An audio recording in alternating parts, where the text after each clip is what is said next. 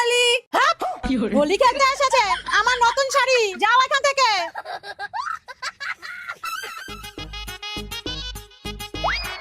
বাবু happy Holi.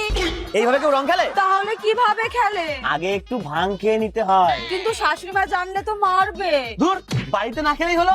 চলো এইখানে একটা দোকানে পাওয়া যায়। চলো। এই বুড়ি শাশুড়ি,